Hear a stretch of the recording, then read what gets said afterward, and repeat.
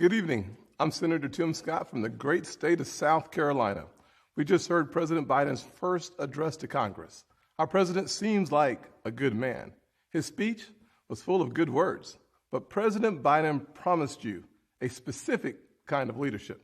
He promised to unite a nation, to lower the temperature, to govern for all Americans, no matter how we voted. This was the pitch. You just heard it again. But our nation is starving for more than empty platitudes. We need policies and progress that brings us closer together. But 3 months in, the actions of the president and his party are pulling us further and further apart. I won't waste your time with finger pointing or partisan bickering. You can get that on TV anytime you want. I want to have an honest conversation about common sense and common ground, about this feeling that our nation is sliding off its shared foundation and how we move forward together. Growing up, I never dreamed I would be standing here tonight. When I was a kid, my parents divorced. My mother, my brother, and I moved in with my grandparents. 3 of us sharing one bedroom. I was disillusioned and angry, and I nearly failed out of school. But I was blessed. First, with a praying mama. And let me say this, to the single mothers out there who are working their tails off, working hard, trying to make the ends meet, wondering if it's worth it, you can bet it is. God bless your amazing effort on the part of your kids. I was also blessed by a Chick-fil-A operator, John Moniz, and finally with a string of opportunities that are only possible here in America. This past year, I've watched COVID attack every rung of the ladder that helped me up.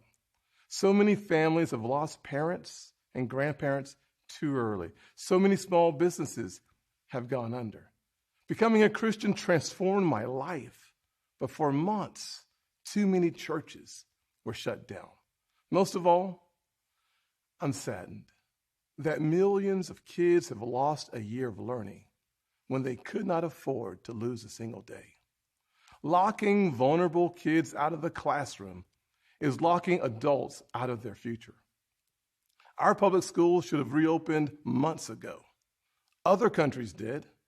Private and religious schools did. Science has shown for months that schools are safe.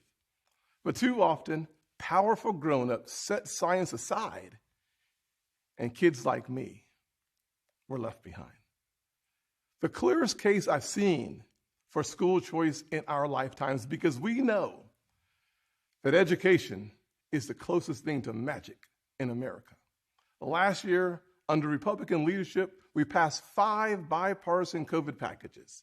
Congress supported our schools, our hospitals, saved our economy, and funded Operation Warp Speed, delivering vaccines in record time. All 5 bills got 90 votes in the Senate. Common sense found common ground. In February, Republicans told President Biden we wanted to keep working together to finish this fight. But Democrats wanted to go it alone. They spent almost $2 trillion on a partisan bill that the White House bragged was the most liberal bill in American history. Only 1% went to vaccinations, no requirement to reopen schools promptly. COVID brought Congress together 5 times. This administration pushed us apart. Another issue that should unite us is infrastructure. Republicans support everything you think of when you think of infrastructure. Roads, bridges, ports, airports, waterways, high-speed broadband. We're in for all of that. But again, Democrats want a partisan wish list. They won't even build bridges to build bridges. Less than 6% of the president's plan goes to roads and bridges. It's a liberal wish list of big government waste, plus the biggest job-killing tax hikes in a generation.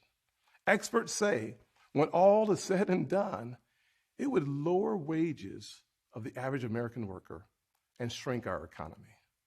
Tonight, we also heard about a so-called family plan, even more taxing, even more spending to put Washington even more in the middle of your life from the cradle to college. The beauty of the American dream is that families get to define it for themselves. We should be expanding opportunities and options for all families, not throwing money at certain issues because Democrats think they know best. Infrastructure spending that shrinks our economy is not common sense. Weakening our southern borders and creating a crisis is not compassionate. The president is also abandoning principles he's held for decades. Now he says your tax dollars should fund abortions. He's laying groundwork to pack the Supreme Court. This is not common ground.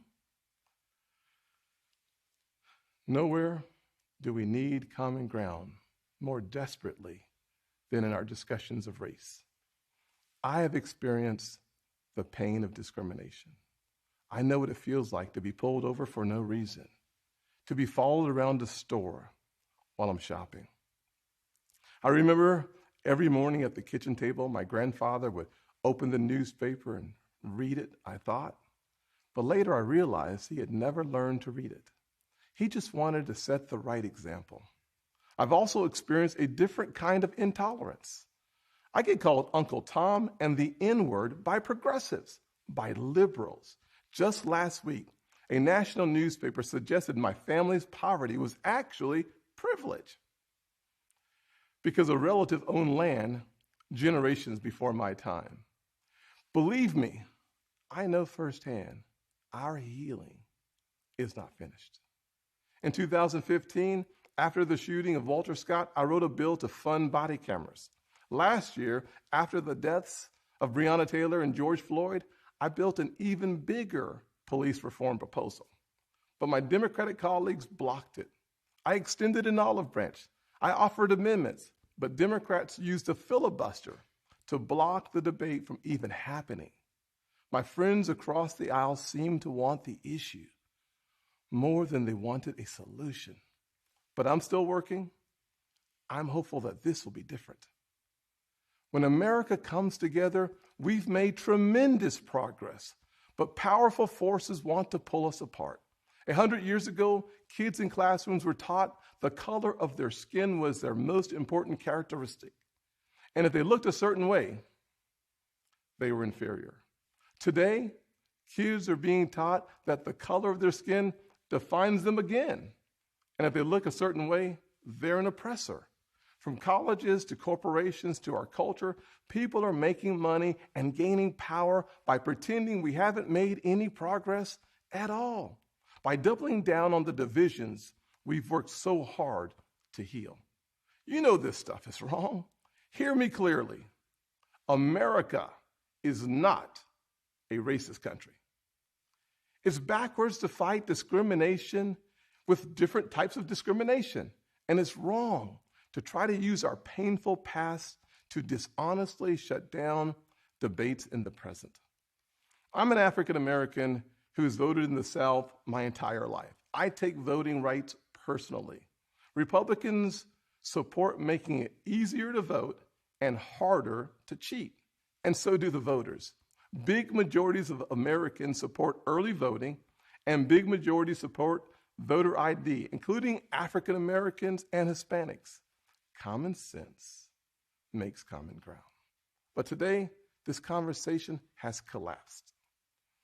The state of Georgia passed a law that expands early voting, preserves no excuse mail-in voting, and despite what the president claimed, did not reduce election day hours. If you actually read this law, it's mainstream. It will be easier to vote early in Georgia than in Democrat-run New York. But the left doesn't want you to know that. They want people virtue signaling by yelling about a law they haven't even read.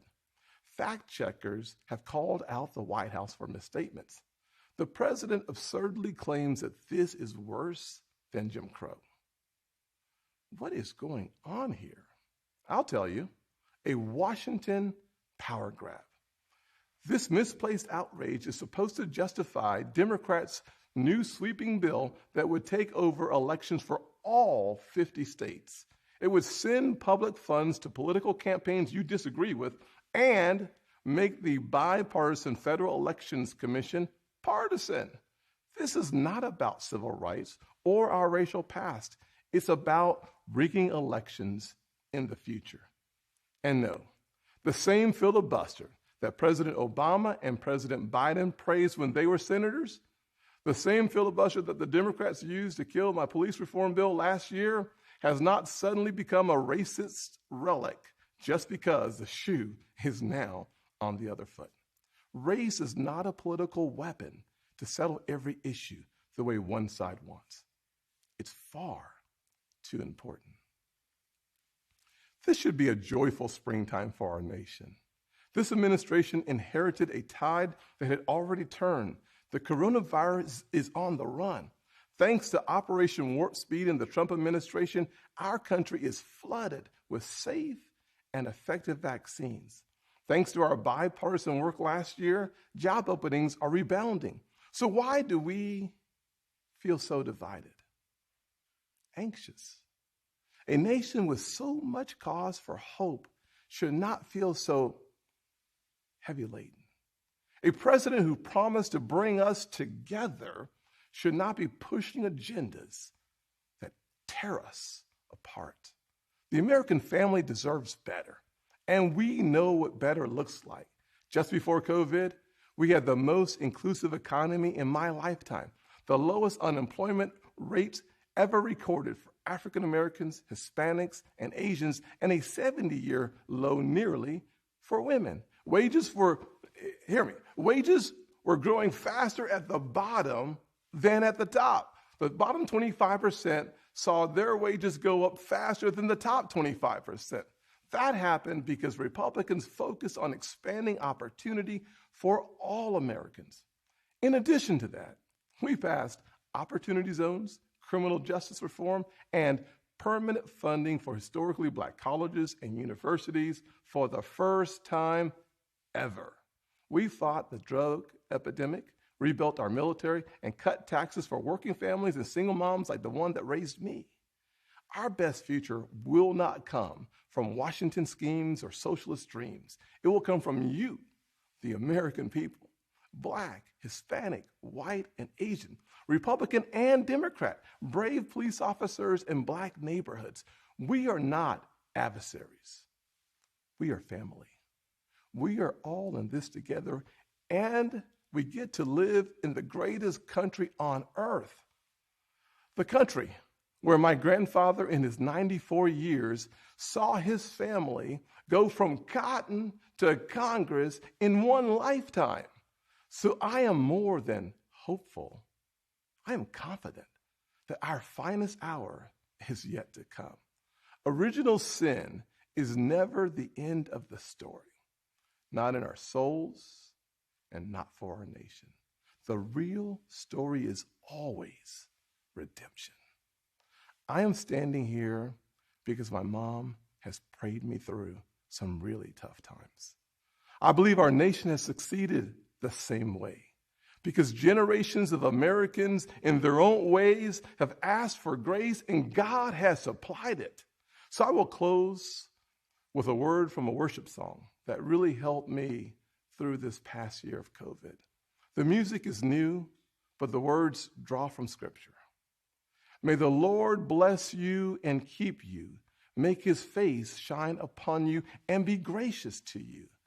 May his presence go before you and behind you and beside you. In your weeping and your rejoicing, he is for you.